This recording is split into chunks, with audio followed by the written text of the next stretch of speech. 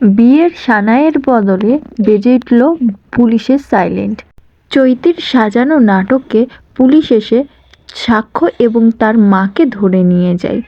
তো হ্যাঁ বন্ধুরা, তোমরা ঠিকই শুনেছ। অপমান সামলাতে না পেরে চৈতি এমন একটি চাল চালল, যার ফলে বিয়ের মণ্ডপ থেকে পুলিশ এসে সাক্ষ্যকে ধরে নিয়ে গেল।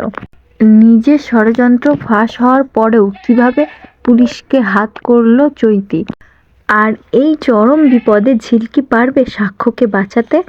এই ধামাকা পর্ব মিস না করলে ভিডিওটি শেষ পর্যন্ত দেখুন। তো হ্যাঁ বন্ধুরা, আজকের পর্ব শুরুই হয় এক ভয়ঙ্কর দৃশ্য দিয়ে। চৈতির সাজানো নাটক বিশ্বাস করে পুলিশ বিয়ের মণ্ডপে চলে আসে। ভাবুন তো পরিস্থিতিটা। একটু আগেই যে সাক্ষ্য প্রমাণ করে দিল যে চৈতি কতটা দ্রুত, সেই সাক্ষ্যকেই আজকে আইনের কাঠগড়ায় দাঁড়াতে হচ্ছে। ভরা মণ্ডপে যখন সাক্ষ্য চৈতির ভয়েস রেকর্ডটা শোনায়, তখন সকলেই অবাক হয়ে যায় এবং সাক্ষ্যর বাবাও, যে কিনা চৈতিকে এতটা বিশ্বাস করত, সেও ছিছি করছে। অপমানিত হয়ে চৈতি দৌড়িয়ে সোজা থানায় যায় এবং পুলিশকে ভুল বোঝায়।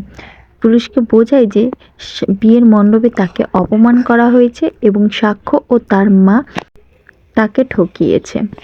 অন্যদিকে সাক্ষ্য যখন ঝিলকে কথা দেয় সারা জীবনের জন্য তার দায়িত্ব নেবে এবং যেই সিঁদুরদান করতে যাবে, ঠিক তখনই পুলিশের এন্ট্রি।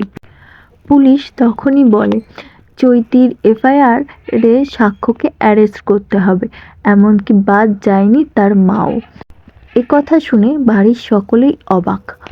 যাকে এই বাড়ির বউ করে নিয়ে আসা হচ্ছিল, সেই বাড়িতে পুলিশ ডাকলো। তো হ্যাঁ বন্ধুরা, তোমাদের কি মনে হয়, পুলিশ কি চৈতির কথা মতো সাক্ষ্যকে অ্যারেস্ট করে নিয়ে যাবে, নাকি সাক্ষ্যর ভয়েস রেকর্ড শুনবে আর তার মারও কি ভুল ভাঙবে? তো হ্যাঁ বন্ধুরা, আগামী পর্বে আমরা এই সম্বন্ধে আলোচনা করব। আজকের ভিডিও এতটুকুই। বাকি আপডেট পেতে চ্যানেলটিকে সাবস্ক্রাইব করে আমাদের পাশে থাকবেন। ধন্যবাদ।